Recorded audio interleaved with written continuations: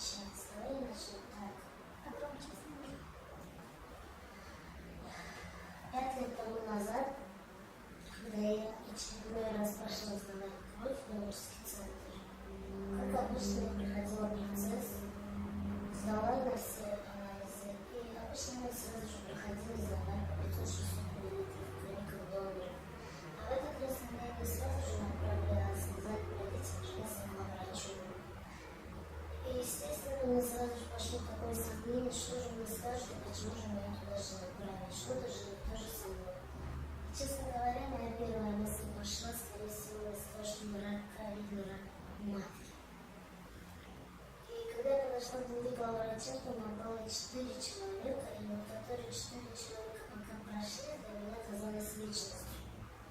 Потому что я все себе заедалась, что ж такое, что же меня, чего же мне ожидать в этом кабинете, что меня ожидает, что же мне преподнесут. И верите, это было в канун моего дня рождения. Я свою тот день рождения, тот день рождения, наверное, никогда не забуду.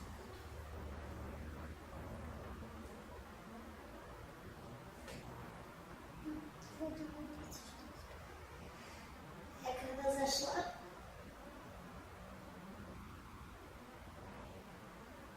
меня так интересно посмотрела эта женщина с головы до ног. Я так удивленно смотрю на нее, думаю, что она меня так смотрит, что она меня так смотрит. Я на нее говорю, присядьте, я говорю, хорошо. Вопрос задаю. Можно узнать, почему меня к вам направили? Давайте мы валерьяночки вам говорит. Гулять будет спокойно, а вы выпить на всякий случай. Она мне все-таки издалека вопросы задает, а целенаправленно не спрашивает и не говорит. Ну, естественно, я отвечала на ее вопросы. А потом вдруг смотрю, у нее на столе карточка. Честно говоря, даже не разглядела там чья фамилия, но на первый, вот, всегда первую очередь в мои глаза попались на этой карточке штамп с большим красным ВИЧ. И потом смотрю, себе слова говорю, боже упаси, кто же этот бедный человек, которому такой штамп поставили? Потом смотрю, это же я, моя фамилия. Я так в шоке, да, речь потеряла, говорю, неужели это я говорю? Он говорит, ну да. А потом он меня расспрашивает, как я поняла, оказывается, я этим уже где-то приблизительно 1,5-2 года заражена была. И как бы потом выяснили по ходу дела вопроса, их аналитических вопросов, я так прикинула эти моменты. Вывод один, по переливанию крови не перешел этот вирус. Знаете, я вот в этой жизни одно поняла, что, оказывается, никто ни от чего не застрахован. Потому что я сама не была информирована этим. И мне ассоциировалось, когда говорили ВИЧ, СПИД, я всегда, у меня ассоциация такая шла, или проститутки, или наркоманы.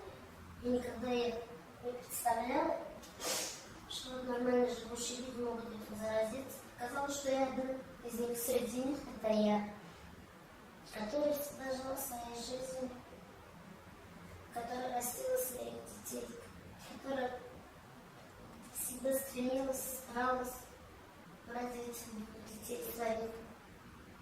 Честно говоря, на тот момент я до речи потеряла. Для меня уже промежуток времени потерялся. Где-то были 2 часа, мы там просиделись, и она меня как бы успокоила. Когда из кабинета, по мне только один вопрос, за что? Не может быть, за что? Только вот этот вопрос у меня в голове, за что и не может быть. Однако,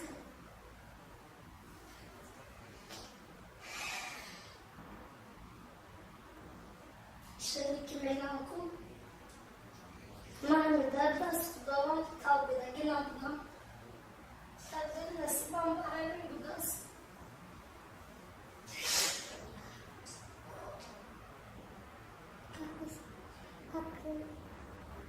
к этому отнеслись ваши близкие? Я никому из них не рассказывала. Но первое, кто узнал, это моя мать была. Потому что опять из комнаты не выходила. Она сына расспрашивала, что с ним. И мой сын тоже отвечал, потому что я не знаю, она не говорит. И случайно они у меня нашли вот эти анализы. А потом мама говорит, на вот мама нами, мама дорожда. Потому что я уже перед своими глазами представила, если я ей скажу, точно она от меня отречется или выгонит из дома. Потому что я разведенный, с двумя детьми, с родителями живу. Я не знала, что ожидать от нее на тот момент. Однако с ее стороны такого, знаете, отторжения или унижения не было. Поддержка была, поддержка пошла. На тот момент я 5 месяцев себя не могла прийти, честно говоря. Утром уходила, ночью приходила. До своих детей обнимать не могла, боялась, как вот если я обниму их, перейдет. Я их целовать не могла. Я все, естественно, свою посуду отделила, свою постельное белье отделила. Как бы я сама себя изолировала от общества, от своей семьи, от детей.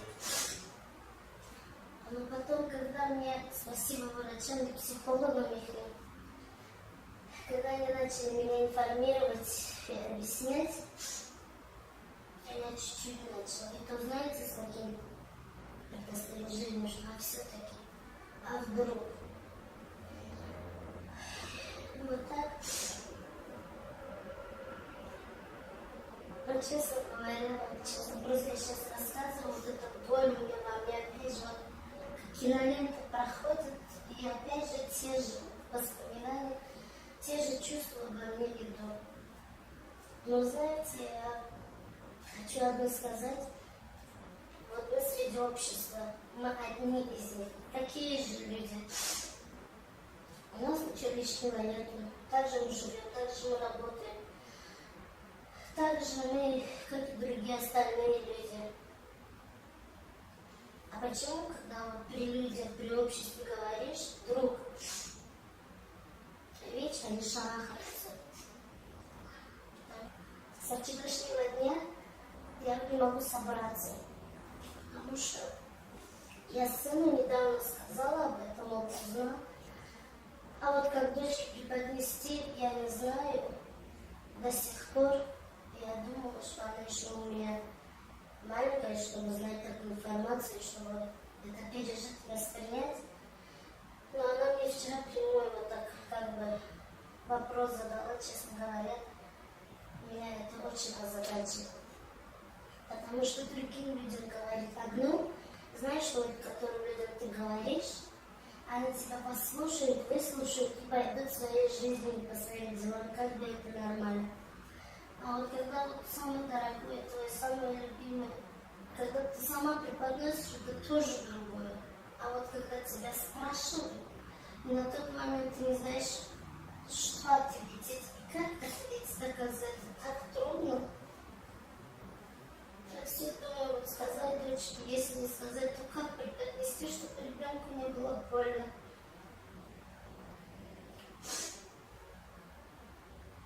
А мне за их будущее больно.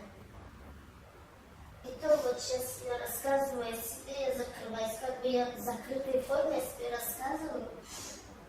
О себе я не боюсь. Но будущее своих детей я боюсь, потому что если я открою свое лицо, кто мою дочку засватает в будущем? Кто моих детей не будет? Где гарантия, что моих детей не будут унижать? Не будут тыкать мне пальцем, что их мать ВИЧ. У меня даже в семье большинство не знает до сих пор. Я это скрываю, свои таблетки прячу, пью. И знаете, все-таки больно на душе. Потому что некоторые из моих домашних, которые знают, они стараются изолироваться от меня, своих детей от меня, чтобы я их меньше отнимала месяц. целовала, меньше общалась с моим большинство не со мной даже за одним Дастарханом не сидят.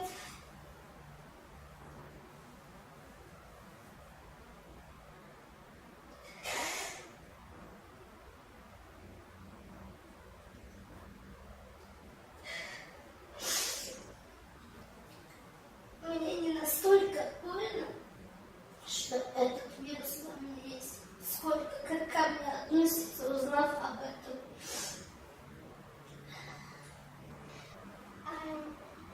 С тех пор, как вы узнали про свой анализ, как у вас дела обстоят на клинической жизни, у вас есть партнер?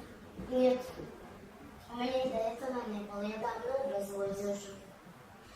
Я как развелась, а я как бы себе поставила цель, что ради детей буду жить, детей своих буду на ноги ставить, сколько смогу, а в их будущем буду думать. Но нет как-то неинтересно, честно говоря. И времени нету, желания нету. Нет. Боитесь кого-то заразить или просто желаете? Нет, почему? А вот именно чего мне бояться, если у меня этого человека нет, этого партнера нет. Во-первых, я сама так изначально, я намного раньше была разведена до того, как узнала свою диагноз. Нет. И знаете, кстати говоря, моя главная цель в этой жизни — детей на ноги поставить. Я каждый день, каждое утро у Аллаха прошу и благодарю, что мне очередной телефон подарил. И я у Аллаха прошу очередного ради своих детей, ради них. Я у Аллаха прошу, чтобы он мне еще чуть-чуть подарил жизнь, хотя бы я их женю замуж выдам, чтобы у них свои детки были, чтобы они своими заботами, своими семейными делами, а потом уже на все было Аллахом. Мне просто трудно в чем то, что я у детей живу, знаете? Я не могу свободно ходить, я не могу свободно готовить, естественно.